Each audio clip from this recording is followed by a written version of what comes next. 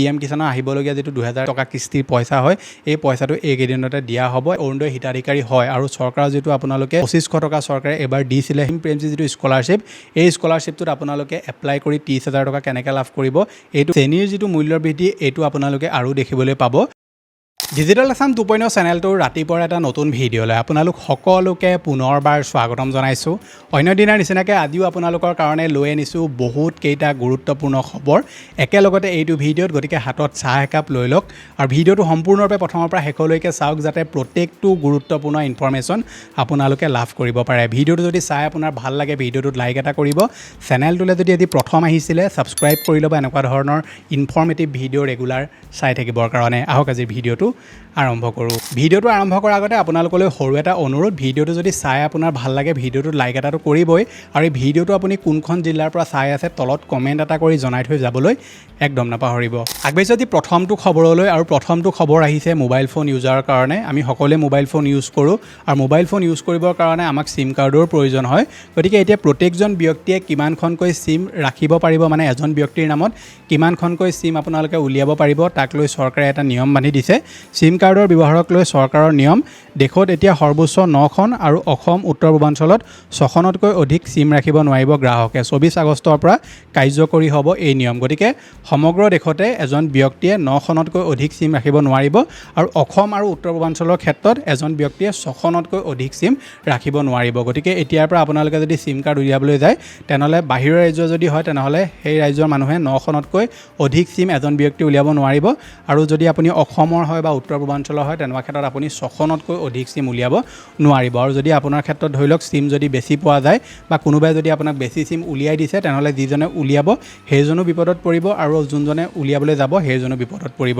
গতিকে তেওঁলোকে এই নিয়মটো এইকাৰণে আনিছে বৰ্তমান যিসমূহ ধৰি লওক ক্ৰাইম হৈ থাকে বা ফ্ৰড হৈ থাকে এইবিলাকৰ পৰা মানুহক বচাবৰ কাৰণে কোনোবাই ধৰি লওক নিজৰ নামত 20খন 30খন চিম উলিয়াই লয় তাৰ পৰা মানুহক ফ্ৰড কৰি থকা দেখিবলৈ পোৱা যায় বা বেলেগ বেলেগ কামত ইউজ কৰে গতিকে এনেকুৱা ধৰণৰ কাণ্ড কাৰখানাবিলাক বন্ধ কৰিবৰ কাৰণে এই নিয়মটো চৰকাৰে বৰ্তমান বান্ধিছে যিটো 24 আগষ্টৰ পৰা কাৰ্যকৰী হ'বলৈ গৈ আছে গতিকে আপোনালোকে যদি চিম অলৰেডি 6খন উলিয়াই ল'লে তেনেহ'লে আৰু চিম এতিয়া উলিয়াব নোৱাৰিব আপোনালোকে কেইখন চিম বাৰু উলিয়াই ৰাখিছে নিশ্চয় তলত কমেণ্ট এটা কৰি জনাবলৈ একদম নাপাহৰিব আগবাঢ়িছে পিছৰটো খবৰলৈ এইকেইদিন আপোনালোকে ছ'চিয়েল মিডিয়াত অখিল গগৈ ডাঙৰীয়া এটা ভিডিঅ' ভাইৰেল হৈ থকা নিশ্চয় দেখিবলৈ পাইছে চাগে যিটোত তেওঁ শিৱসাগৰ জিলা আয়ুক্তজনক কিছুমান খঙেৰে কথা কৈ আছে গতিকে সেই ভিডিঅ'টো ভাইৰেল হোৱাৰ পিছত বহুতে ভিডিঅ'টো ছাপোৰ্ট কৰিছে যে অখিল গগৈ ডাঙৰীয়া মানুহকে মাত মাতিছে কিন্তু কিছুমানে কৈছে যে তেওঁ তেনেকৈ সেই ভিডিঅ'টো ৰাজহুৱা কোনো ধৰণৰ প্ৰয়োজন নাছিল গতিকে ইয়াক লৈ এতিয়া খবৰ আহিছে যে শিৱসাগৰৰ জিলা আয়ুক্ত মৃদুল যাদৱক অখিল গগৈ দুৰ্ব্যৱহাৰ অখিল গগৈ আচৰণক IAS এছ'চিয়েশ্যনৰ তীব্ৰ গৰিহণা ব্যক্তিগত আৰু ৰাজনৈতিক প্ৰচাৰৰ লক্ষ্যৰে দুৰ্ব্যৱহাৰ কৰাৰ অভিযোগ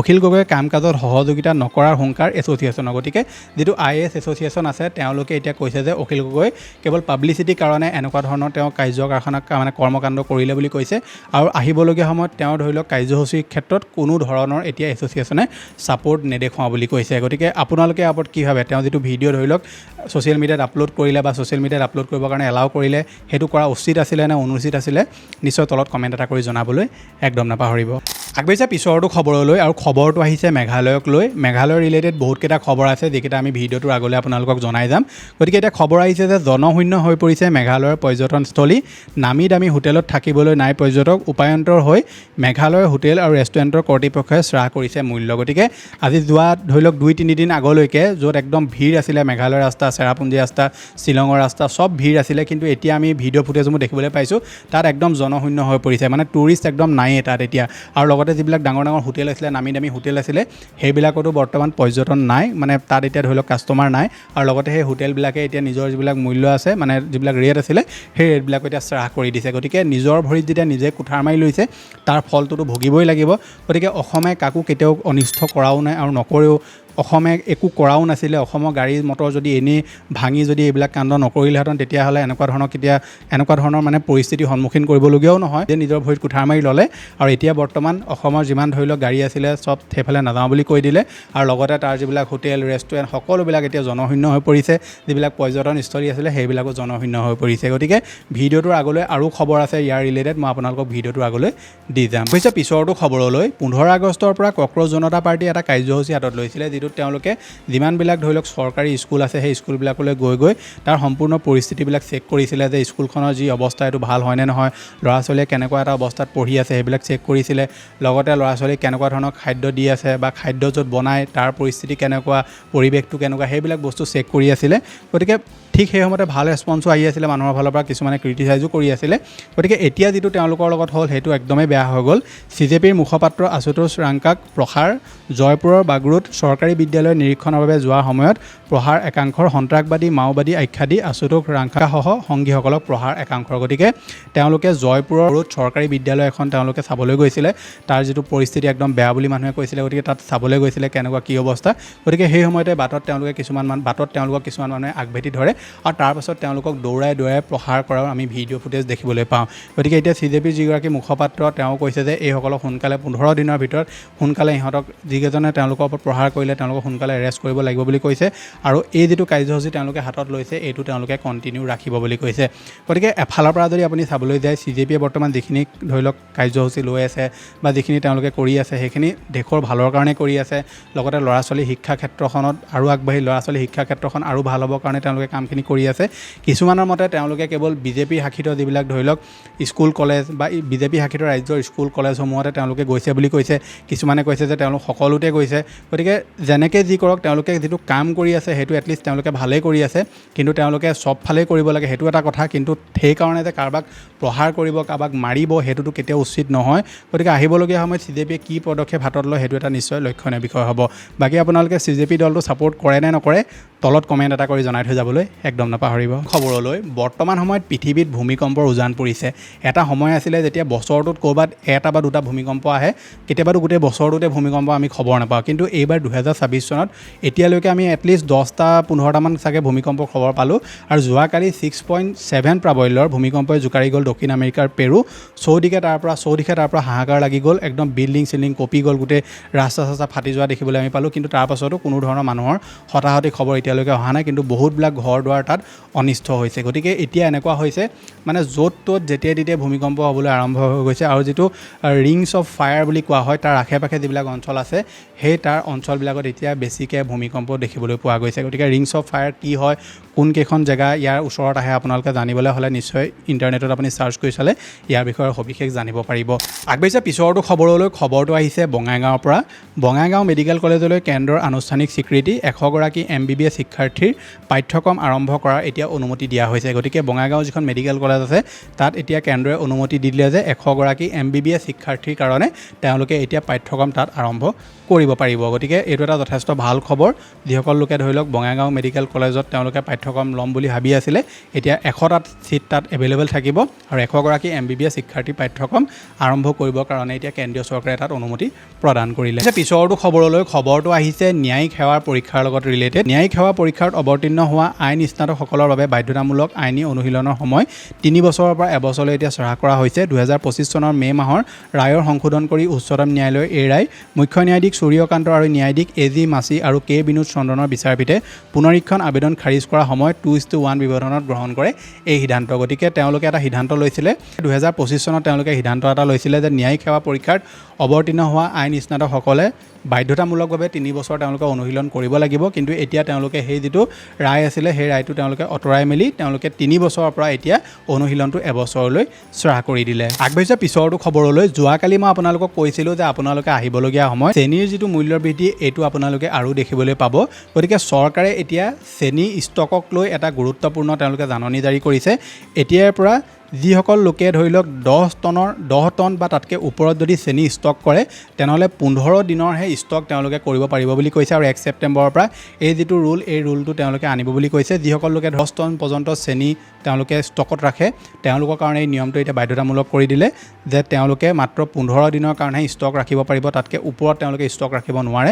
এই নিয়মটো তেওঁলোকে এইকাৰণে আনিছে কাৰণ বৰ্তমান দেশত চেনীৰ যিটো অভাৱ দেখিবলৈ পোৱা গৈছে, যাৰ ফলত চেনীৰ মূল্য বৃদ্ধি এতিয়া দিনক দিনে বাঢ়ি গৈ আছে, যোৱা 18 দিনত 18 টকা পৰ্যন্ত চেনিৰ দাম বাঢ়ি গ'লগৈ গতিকে আহিবলগীয়া আৰু 2-3 দিনৰ ভিতৰত আৰু আপোনালোকে মূল্য বৃদ্ধি দেখিবলৈ পাব দেশৰ বহুত কেইখন ষ্টেটত এতিয়া চেনিৰ অভূতপূৰ্ব মূল্য বৃদ্ধি দেখিবলৈ পোৱা গৈছে আৰু ইয়াৰ আৰু এটা কাৰণ হৈছে ইথানল মিশ্ৰিত পেট্ৰলৰ কাৰণে যি কুঁহিয়াৰ বৰ্তমান ইউজ কৰি থকা হৈছে তাৰ ফলত চেনিৰ বৰ্তমান অভাৱ হৈছে গতিকে এতিয়া চৰকাৰে নতুন নিয়মটো আনিছে যে যিসকল লোকে 10 টন বা তাতকৈ ওপৰত চেনি ষ্টক কৰে তেওঁলোকে 15 দিনৰহে ষ্টক ৰাখিব পাৰিব আৰু এই নিয়মটো এতিয়া 1 ছেপ্টেম্বৰৰ পৰা সকলোৰে কাৰণে প্ৰযোজ্য হ'ব বুলি কৈছে মূল্য বৃদ্ধিৰ কথা যিহেতু পাতিয়ে আছোঁ আৰু এটা খবৰ আহিছে আহিবলগীয়া কেইমাহমানৰ ভিতৰত মানে ফেষ্টিভেল ছিজনৰ সময়ত আপোনালোকে টিভি ৱাশ্বিং মেচিন ফ্ৰিজ আদিকে ধৰি বহুতবিলাক ইলেক্ট্ৰনিক যিবিলাক বস্তু আছে সেইবিলাকৰ আপোনালোকে দাম এতিয়া বৃদ্ধি হোৱা দেখিবলৈ পাব কাৰণ তেওঁলোকে কৈছে যে বৰ্তমান ইৰাণ আৰু আমেৰিকাৰ যি যুদ্ধ চলি আছে তাৰ ফলত কেঁচা মালৰ অভাৱ হৈছে বহুতবিলাক বস্তু এতিয়া দেশলৈ অহাত প্ৰব্লেমৰ সমস্যা গতিকে বহুতবিলাক বস্তু এতিয়া বাহিৰৰ পৰা অহাৰো সমস্যা হৈছে গতিকে যাৰ ফলত আপোনালোকে আহিবলগীয়া 1-1.5 মাহৰ ভিতৰত বা ফেষ্টিভেল ছিজনৰ সময়ত আপোনালোকে টিভি ফ্ৰিজ ৱাশ্বিং মেচিন মাইক্ৰ'ৱেভ যিবিলাক বস্তু আছে এইবিলাকৰ আপোনালোকে দাম এতিয়া বৃদ্ধি হোৱা দেখিবলৈ পাব বুলি কৈছে গতিকে আপোনালোকে যদি বস্তু আহিবলগীয়া সময়ত দাম কমিব বুলি ভাবি আছে তেনেহ'লে এতিয়া আপোনালোকে দাম কমি থাকোঁতে লৈ ল'বলৈ চেষ্টা কৰিব আৰু এটা কথা মনত ৰাখিব ধৰি লওক আপোনালোকে যদি ফেষ্টিভেল ছিজনত কিবা বস্তু লয়ও তেনেহ'লে সেই বস্তুটো আপোনালোকে ভালদৰে চাই ল'ব কাৰণ কেতিয়াবা কি হয় যেতিয়া মূল্য বৃদ্ধি হয় বহুতবিলাক ধৰি লওক ডেড ষ্টক তেওঁলোকে ক্লিয়াৰ কৰিবলৈ চায় আৰু কেতিয়াবা এক্সপায়াৰ মালো আপোনালোকে পঠিয়াই দিব পাৰে বা বহুত পুৰণি মালো আপোনালোকে পঠিয়াই দিব পাৰে সেইকাৰণে আপোনালোকে এতিয়া বস্তুবিলাক চাই চিতি ল'ব বিশেষকৈ যদি আপোনালোকে যিবিলাক মুখত ঘঁহা ক্ৰীম হওক বা যিবিলাক বস্তুৰ এক্সপায়াৰী ডেট থাকে সেইবিলাক বস্তু যদি আপুনি ক্ৰয় কৰে সেইবিলাকৰ আপুনি ডেটটো ভালকৈ চাব কাৰণ ৰিচেণ্টলি আমি বহুতবিলাক ভিডিঅ' দেখিবলৈ পাইছোঁ য'ত কি হয় খোৱা বস্তুৰ পৰা আৰম্ভ কৰি মুখত ঘঁহা বস্তুলৈকে নামত এক্সপায়াৰ্ড প্ৰডাক্ট পঠিয়াই দিয়া হৈছে পিছত ধৰা পৰিছে গতিকে আপোনালোক সাৱধান হ'ব ফেষ্টিভেল ছিজন আহিলে বুলি আপোনালোকে একদম চকু মুদি বস্তু লৈ নল'ব আৰু আপোনালোকে ভালদৰে চালি জাৰি চাই য'ত আপোনালোকে কম দামত বস্তুবিলাক পায় তাৰ পৰা আপোনালোকে পাৰচেছ কৰিবলৈ চেষ্টা কৰিব আগবাঢ়িছে পিছৰটো খবৰলৈ বৰ্তমান সময়ত আমি 24 ঘণ্টাৰ ভিতৰত 2-3 ঘণ্টাটো একদম মিনিমাম আমি মোবাইল চাই লেপটপ চাই কম্পিউটাৰ চাই যোৱাই দিওঁ মানে সিমানটো সময় আমি স্ক্ৰীণৰ আগত বহি থাকিবলগীয়া হয় কোনোবাই কামত বহে কোনোবাই এনেই বহি থাকে গতিকে বৰ্তমান সময়ত এটা খবৰ আহিছে যে যিসকল বিজনেছমেন আছে মানে ডাঙৰ যিসকল বিজনেছমেন আছে তেওঁলোকে তেওঁলোকৰ ল'ৰা ছোৱালীসকলক স্ক্ৰীণৰ পৰা আঁতৰাই ৰাখিবলৈ চেষ্টা কৰিছে মানে ধৰি লওক আইফোন হওক আইপেড হওক এইবিলাক বস্তু একদম তেওঁলোকক দিয়াৰ পৰা বৰ্তমান বাচি আছে আৰু লগতে তেওঁলোকক খেলা ধূলাত বেছি মন দিবৰ কাৰণে তেওঁলোকক ট্ৰাই কৰোৱাই আছে যাতে তেওঁলোকে এই ডিভাইচবিলাকৰ পৰা আঁতৰি যাতে মাটিৰ লগত মানে ধৰি লওক বেছিকৈ যাতে খেলা ধূলা কৰি থাকে মাটিত যাতে বেছি তেওঁলোকে কানেক্ট হৈ থাকে মাটিৰ লগত সেইটো বস্তুৰ ওপৰত বৰ্তমান তেওঁলোকে এতিয়া জোৰ দিয়া দেখিবলৈ পোৱা গৈছে গতিকে যিসকল বিলিনিয়ৰ আছে যিসকল ধৰি লওক ডাঙৰ বিজনেছমেন আছে তেওঁলোকে গম পায় যে এই যিবিলাক বস্তু আছে এইবিলাক ইমান ভাল বস্তু নহয় গতিকে সেইকাৰণে ডক্টৰসকলেও পৰামৰ্শ দি থাকে যে আপোনালোকে ল'ৰা ছোৱালীক খেলা ধূলা কৰিবৰ কাৰণে এৰি দিব কিন্তু বৰ্তমান সময়ত আমি দেখিবলৈ পাওঁ যে মাক দেউতাকসকলে ল'ৰা ছোৱালীক ইনষ্টাগ্ৰাম চলাবলৈ এৰি দিয়ে ইউটিউব চলাবলৈ এৰি দিয়ে আৰু পঢ়া শুনা কৰাৰ পাছত আগতো আমি খেলিবলৈ যাওঁ এতিয়া ল'ৰা ছোৱালীয়ে পঢ়া শুনা কৰি মোবাইলত গেম খেলে ইনষ্টাগ্ৰামত ৰীল স্ক্ৰল কৰি থাকে গতিকে এইবিলাক বেয়া অভ্যাস আপোনালোকে আপোনাৰ ল'ৰা ছোৱালীক যেতিয়ালৈকে তেওঁলোকৰ এজ নহয় তেতিয়ালৈকে মোবাইল বা মোবাইল বোলা বস্তুটোৰ পৰা আপোনালোকে যিমান পাৰে তেওঁলোকক আঁতৰাই ৰাখিব প্ৰত্যেকটো বস্তুৰে জ্ঞান থকাৰ প্ৰয়োজন কিন্তু জ্ঞানৰ নামত যেতিয়া ধৰি লওক টাইম ৱেষ্ট হয় তেতিয়া বেয়া হৈ যায় কথাবিলাক গতিকে আপোনালোকে ল'ৰা ছোৱালীক ইনষ্টাগ্ৰামৰ ৰীল হওক ইউটিউবত শ্বৰ্ট ভিডিঅ' হওক বা যিকোনো আজে বাজে বস্তু এইবিলাক চোৱাৰ পৰা আঁতৰাই ৰাখি খেলা ধূলা আপোনালোকে কৰিবলৈ পঠিয়াব যাতে তেওঁলোকৰ যিটো স্ক্ৰীণ টাইম আছে এইটো যাতে বেছিতকৈ বেছি ব্ৰেক হৈ থাকে কৈছে পিছৰটো খবৰলৈ আৰু আটাইকেইটা খবৰ মেঘালয়ৰ লগত জড়িত মেঘালয়ত আবদ্ধ লোকৰ বাবে অসম আৰক্ষীয়ে মুকলি কৰিলে হেল্পলাইন নম্বৰ হোৱাটছএপ নম্বৰ 9181014888 আৰু লেণ্ডলাইন নম্বৰ 036123811511 এই দুটা নম্বৰ বৰ্তমান অসম আৰক্ষীয়ে মুকলি কৰিছে কোনোবা লোক যদি এতিয়া মেঘালয়ত আবদ্ধ হৈ আছে অসমৰ তেনেহ'লে পুলিচ প্ৰশাসনে যিটো হোৱাটছআপ নম্বৰ মুকলি কৰিছে আৰু লগতে এটা লেণ্ডলাইন নম্বৰ মুকলি কৰিছে যোনটোতে আপোনালোকৰ সুবিধা হয় সেইটোত আপোনালোকে যোগাযোগ কৰি তেওঁলোকৰ পৰা এতিয়া সহায় বিচাৰিব পাৰে গতিকে বহুতো লোক এতিয়া বৰ্তমান অসমৰ বহুতো লোক মেঘালয়ত বৰ্তমান ফচি আছে তেওঁলোকে ওলাই আহিবলৈ ভয় কৰিছে গতিকে অসম আৰক্ষীয়ে এই দুটা নম্বৰ বৰ্তমান মুকলি কৰিছে আগবাঢ়িছোঁ পিছৰটো খবৰলৈ মেঘালয়ৰ পশ্চিম জয়ন্তীয়া হিলত খোলাকৈ বিক্ৰী কৰিব নোৱাৰিব এতিয়াৰ পৰা পেট্ৰল আৰু ডিজেল জিলা প্ৰশাসনে খোলাকৈ পেট্ৰল ডিজেল বিক্ৰীত জাৰি কৰিছে নিষেধাজ্ঞা BNSৰ 223 ধাৰাত জাৰি কৰা হৈছে এই নিৰ্দেশনা গতিকে এতিয়া মেঘালয়ৰ যি পশ্চিম জয়ন্তীয়া হিলছ আছে তাত এতিয়া মানুহে খোলাকৈ পেট্ৰল এতিয়া বিক্ৰী কৰিব নোৱাৰিব বুলি কৈছে কাৰণ হিংসাত্মক কিবা ধৰি লওক পৰিস্থিতিৰ সৃষ্টি হ'ব পাৰে সেইকাৰণে তেওঁলোকে খোলাকৈ পেট্ৰল বিক্ৰীত এতিয়া সম্পূৰ্ণ নিষেধাজ্ঞা জাৰি কৰি দিছে লগতে এতিয়া মেঘালয়ত অনিৰ্দিষ্ট কাললৈ বন্ধ পেট্ৰল ডিজেল আৰু গেছৰ টেংকাৰৰ চলাচল একমাত্ৰ জৰুৰীকালীন ব্যৱস্থাৰ বাহনকহে আপোনালোকে দিয়া হ'ব অনুমতি সদৌ অসম মজদুৰ ইউনিয়ন সংঘৰ এই প্ৰতিবাদ। গতিকে এতিয়াৰ পৰা মেঘালয়ত অনিৰ্দিষ্ট কাললৈ পেট্ৰল ডিজেল আৰু গেছৰ যিসমূহ টেংকাৰ আছে সেইবিলাকৰ চলাচল সম্পূৰ্ণ বন্ধ কৰি দিয়া হ'ল। যিবিলাক একদম জৰুৰীকালীন ব্যৱস্থাৰ কাৰণে যিবিলাক বাহন যায় সেইবিলাক বাহনকে এতিয়া যোৱাৰ অনুমতি প্ৰদান কৰিছে। গতিকে এই ধৰণৰ যিটো পৰিস্থিতি এইটো কেলৈ সৃষ্টি হৈ আছে আপোনালোক সকলোৱে অৱগত। গতিকে অসমে যেতিয়ালৈকে ষ্ট্ৰিক্ট মোচন নলয় তেতিয়ালৈকে এই ধৰণৰ ধৰি লওক কাণ্ড কাৰখানাবিলাক হৈয়ে থাকিব। অসমৰ মানুহক য'তেই পায় ত'তেই প্ৰহাৰ কৰিবলৈ আৰম্ভ কৰি দিয়ে। মানুহক গাড়ী ভাঙি শেষ কৰি দিছে, মানুহক বেক চাইডে ধৰি লওক ল'ৰা ছোৱালী বহি আছে তাৰপাছত গাড়ী ভাঙি শেষ কৰিছে। এই ধৰণৰ পদক্ষেপবিলাক বৰ্তমান লোৱাটো বহুত বেছি প্ৰয়োজনীয় হৈ পৰিছে। গতিকে যিখিনি তেওঁলোকে সিদ্ধান্ত গ্ৰহণ কৰিছে বা যিসকল সংগঠন আছে তেওঁলোকে যেনেকৈ যিটো সিদ্ধান্ত বৰ্তমান গ্ৰহণ কৰিছে এইটো বৰ্তমান প্ৰত্যেকজন অসমৰ নাগৰিকে ছাপোৰ্ট কৰাটো প্ৰয়োজনীয়। গতিকে আহিবলগীয়া সময়ত কি কৰে চৰকাৰে, কেনেকুৱা পদক্ষেপ লয় এইটো এটা যথেষ্ট লক্ষণীয় বিষয় হ'ব। আগবাঢ়িছে পিছৰটো খবৰলৈ। খবৰটো আহিছে BSNLক লৈ। BSNLে এতিয়া 2026 চনৰ শেষৰ ভাগলৈকে 5G লঞ্চ কৰিব পাৰে। খবৰ আহিছে যে BSNLে বৰ্তমান সম্পূৰ্ণ যি তেওঁলোকৰ নেটৱৰ্কৰ কাম বা যিবিলাক টাৱাৰৰ কাম সেইবিলাক কৰিবলৈ বৰ্তমান তেওঁলোকে আৰম্ভ কৰিছে বুলি কৈছে। আৰু বহুতবিলাক জেগাত অলৰেডি তেওঁলোকে 4G টাৱাৰ যিহেতু বহালেই, কিন্তু প্ৰায়বিলাক জেগাত এতিয়াও 3G টাৱাৰ লাগি আছে। কিন্তু তেওঁলোকে কোৱা মতে তাত যিবিলাক ইকুইপমেণ্ট লাগি থাকে সেই ইকুইপমেণ্টবিলাক এতিয়া তেওঁলোকে 5G কাৰণে আপগ্ৰেড কৰিব পাৰিব বুলি কৈছে। গতিকে এই বছৰ শেষৰ ভাগলৈকে আপোনালোকে BSNL 5G দেখিবও পাৰে। কিন্তু দুৰ্ভাগ্যজনক কথা যে এই যিটো কথা মই আপোনালোকক 2024 চনৰ পৰা কৈ আছোঁ আৰু এতিয়া 2026 চনতো একেটা কথাই ক'বলগীয়া হৈছে। কাৰণ BSNLে কৈছে যে 2026 চনৰ শেষলৈকে বা 2027 চনৰ ষ্টাৰ্টিঙতে আপোনালোকে BSNL 5G দেখিবলৈ পাব পাৰে। গতিকে BSNLৰ প্ৰব্লেমটো এইটোৱে যে তেওঁলোকৰ যিবিলাক প্ৰাইচ আছে সেইবিলাকতো ঠিকেই আছে, কিন্তু যিটো নেটৱৰ্ক প্ৰব্লেম সেইটো চবতে দেখিবলৈ পোৱা যায়। কিন্তু কিছুমান জেগাত আছে য'ত একদম BSNL স্মুথলি কাম কৰি থাকে। গতিকে আপোনালোকৰ এৰিয়াত যদি BSNL ভালকৈ কাম কৰে, ইণ্টাৰনেট যদি ধুনীয়াকৈ চলি থাকে তেনেহ'লে নিশ্চয় আপোনালোকে BSNLৰ চিম ইউজ কৰিব পাৰে। বাকী BSNLৰ যিটো ব্ৰডবেণ্ড কানেকশ্যন সেইটো যথেষ্ট ভাল হয়, মই নিজেও ইউজ কৰি আছোঁ। কিন্তু তেওঁলোকৰ যিটো চিম কানেকশ্যন নেটৱৰ্কৰ যিটো প্ৰব্লেম সেইটো দেখিবলৈ পোৱা যায়। গতিকে আপোনালোকৰ এৰিয়াত BSNLৰ নেটৱৰ্ক কেনেকুৱা, আপোনালোকে BSNL চিম ইউজ কৰে নেকি, তলত কমেণ্ট এটা কৰি জনাবলৈ একদম নাপাহৰিব। আগবাঢ়িছে পিছৰটো খবৰলৈ। খবৰটো আহিছে বতৰ বিজ্ঞান কেন্দ্ৰৰ তৰফৰ পৰা। বতৰ বিজ্ঞান বিভাগ অৰ্থাৎ IMDয়ে জাৰি কৰিলে সতৰ্কবাণী। অসমৰ এতিয়া অধিকাংশ জিলাত য়েল্ল' এলাৰ্ট জাৰি কৰা হৈছে। গতিকে মই আপোনালোকৰ স্ক্ৰীণত যি সম্পূৰ্ণ মেপখন এখন দেখুৱাই দিছোঁ। এতিয়া প্ৰায়বিলাক জেগাতে তেওঁলোকে য়েল্ল' এলাৰ্ট জাৰি কৰিছে আৰু এই আটাইসমূহ জেগাত আহিবলগীয়া 24 ঘণ্টাৰ ভিতৰত আপোনালোকে বৰষুণ বিজুলী দেখিবলৈ পাব পাৰে। গতিকে আপোনালোক যদি এইকেইখন জিলাৰ হয় ক'বলৈ যাম যদি ভাবি থৈছে তেনেহ'লে এই 24 ঘণ্টাৰ ভিতৰত আপোনালোকে বৰষুণ দেখা পাব পাৰে। পিছৰটো খবৰলৈ। যোৱাকালি মই আপোনালোকক আজিম প্ৰেমজী স্কলাৰশ্বিপ আৰু HDFC স্কলাৰশ্বিপৰ বিষয়ে কৈছিলোঁ। গতিকে HDFC স্কলাৰশ্বিপৰ বিষয়েতো প্ৰায় সকলোকে গম পালে, কিন্তু আজিম প্ৰেমজী যিটো স্কলাৰশ্বিপ এই স্কলাৰশ্বিপটোত আপোনালোকে এপ্লাই কৰি 30,000 টকা কেনেকৈ লাভ কৰিব এইটোক লৈ বহুতে সুধি আছিলে। গতিকে আজিম প্ৰেমজী স্কলাৰশ্বিপ এপ্লাই কৰিবলৈ হ'লে তেওঁলোকৰ এটা ৱেবছাইট আছে, যিটো ৱেবছাইটত গৈ মেলি আপোনালোকে প্ৰথমে আপোনাৰ আধাৰ কাৰ্ডৰ ডিটেইলছ দিব লাগিব। আধাৰ কাৰ্ডৰ ডিটেইলছ দি আপোনালোকৰ হায়াৰ ছেকেণ্ডেৰী আৰু মেট্ৰিকৰ যি মাৰ্কশ্বিট আপলোড কৰিব লাগিব, লগতে কোনখন স্কুলৰ পৰা পাছ কৰা সেইখিনি ডিটেইলছ দিব লাগিব আৰু আপোনালোকৰ নিজৰ নাম, দেউতাৰ নাম, আপোনাৰ ডেট অফ বাৰ্থ এইখিনি দিব লাগিব। আৰু লগতে হায়াৰ ছেকেণ্ডেৰী আৰু মেট্ৰিক আপোনালোকে চৰকাৰী স্কুল আৰু চৰকাৰী কলেজৰ পৰা পাছ কৰা হ'ব লাগিব। এই সকলোবিলাক ডকুমেণ্টছ আপুনি আপলোড কৰি ছাবমিট কৰিলে আপোনালোকে এই স্কলাৰশ্বিপটোৰ কাৰণে আবেদন কৰিব পাৰিব। লগতে আৰু এটা নথিপত্ৰৰ প্ৰয়োজন হ'ব, যিটো হৈছে আপোনাৰ বন'ফাইড চাৰ্টিফিকেট বা এডমিশ্যন ৰিচিপ্ট। ইয়াৰ ভিতৰত কোনোবা এটা আপলোড কৰিলেই হ'ব।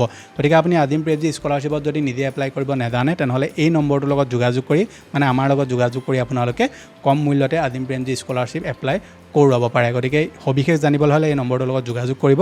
ইয়াৰ বিষয়ে আৰু আপোনালোকে সবিশেষ জানিব পাৰিব। আগবাঢ়িছোঁ যি শেষৰ দুটা খবৰলৈ। প্ৰথমটো খবৰ আহিছে অৰুণোদয় আঁচনিখনক লৈ। অৰুণোদয় আঁচনিৰ যিটো পইচা আছিলে আপোনালোক যিসকল লোকে এতিয়াও পোৱা নাই, গতিকে এতিয়া বহুতো জিলাত তেওঁলোকে অৰুণোদয় সহায়ক দি দিছে। গতিকে আপোনালোক যদি অৰুণোদয় হিতাধিকাৰী হয় আৰু চৰকাৰৰ যিটো আপোনালোকে 2500 টকা চৰকাৰে এবাৰ দিছিলে সেই পইচাটো যদি আপোনালোকে নেপালে, তেনেকুৱা ক্ষেত্ৰত আপোনালোকে সোনকালে আপোনাৰ অৰুণোদয় যিগৰাকী সহায়ক তেওঁলোকৰ লগত যোগাযোগ কৰক। যিহেতু কেইদিনমানৰ আগত তেওঁলোকে বহুত কেইখন জেগাত অৰুণোদয় সহায়ক দিছে। আপোনালোকৰ জিলাত অৰুণোদয় সহায়ক দিছে নে নাই দিয়া আপোনালোকে খবৰ কৰি লওক আৰু প্ৰয়োজনীয় নথিপত্ৰ সহকাৰে আপোনালোকে সেই ব্যক্তিজনৰ লগত যোগাযোগ কৰক, যিকেইজনক তেওঁলোকে অৰুণোদয় সহায়ক হিচাপে নিযুক্তি কৰিছে।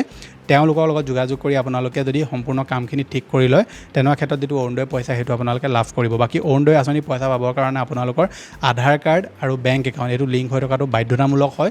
যদি আধাৰ বেংক একাউণ্ট লিংক হৈ নাথাকে তেনেহ'লে আপুনি অৰুণোদয় আঁচনি পইচা লাভ নকৰে। বহুতে মোক সুধি আছিলে যে অৰুণোদয় আঁচনি পইচা আমি এতিয়াও পোৱা নাই, কি কৰিব লাগিব?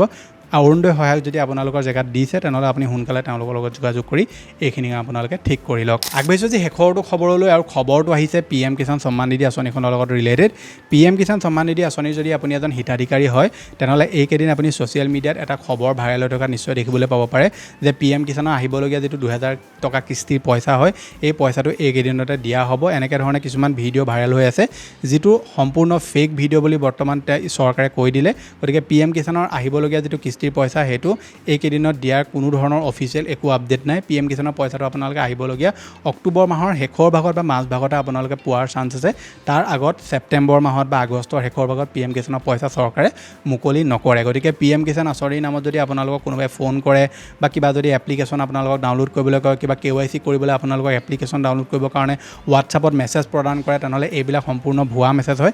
কেতিয়াও আপুনি ক্লিক নকৰিব। লগতে PM কিষাণৰ যিটো KYC সেইটো যদি আপুনি কৰা নাই সোনকালে আপুনি ফিংগাৰ দি KYCটো CSC চেণ্টাৰত গৈ কৰি ল'ব, নহ'বা আহিবলগীয়া সময়ত PM কিষাণৰ যিটো কিস্তিৰ পইচা সেইটো আপোনালোকে লাভ নকৰিব। গতিকে যথেষ্ট এটা ভাইৰেল হৈ আছিলে খবৰ যে PM কিষাণৰ পইচা এইকেইদিনতে দিয়া হ'ব, চৰকাৰে এইবাৰ 4000 টকা মুকলি কৰিব। গতিকে এইটো সম্পূৰ্ণ এটা ভুৱা খবৰ হয়। বহুতে মোক হোৱাটছআপতো সুধিছিলে মেছেজ কৰি যে এইটো ৰিয়েল হয় নি ফেক হয়। গতিকে এইটো এটা ভুৱা খবৰ। আপোনালোকে এনেকুৱা ধৰণৰ খবৰ পালে কেতিয়াও শ্বেয়াৰ নকৰিব। চৰকাৰে PM কিষাণ আঁচনিৰ পইচাৰ ওপৰত যেতিয়ালৈকে অফিচিয়েল নটিফিকেশ্যন নিদিয়ে কোনো ধৰণৰ ভুৱা খবৰ আপোনালোকে বিশ্বাস নকৰিব। আৰু যেতিয়া তেওঁলোকে অফিচিয়েল নটিফিকেশ্যন দিয়ে বা পইচা তেওঁলোকে কেতিয়ালৈকে দিয়া হ'ব ইয়াৰ ওপৰত যদি কিবা আপডেটো দিয়ে তেনেহ'লে মই নিশ্চয় আপোনালোকক ভিডিঅ' বনাই জনাই দিম। গতিকে এইকেইটাই আছিলে যে আপোনালোকক দিবলগীয়া গুৰুত্বপূৰ্ণ খবৰ। আশা কৰিছোঁ আপোনালোকে ভিডিঅ'টো চাই ভাল পালে। যদি ভাল পালে ভিডিঅ'টো লাইক কৰিব। চেনেলটোতে যদি আজি প্ৰথম আহিছিলে ছাবস্ক্ৰাইব কৰি ল'ব এনেকুৱা ধৰণৰ ইনফৰ্মেটিভ ভিডিঅ' ৰেগুলাৰ চাবৰ কাৰণে। মোবাইলৰ ৰিচাৰ্জ যদি আপোনালোকে সহজতে কৰিব বিচাৰে তেনেহ'লে এই ভিডিঅ'টো আপোনালোকে নিশ্চয় এবাৰ চেকআউট কৰিব। মই লগ পাম এটা নতুন ভিডিঅ'ত। আজিলৈ ধন্যবাদ।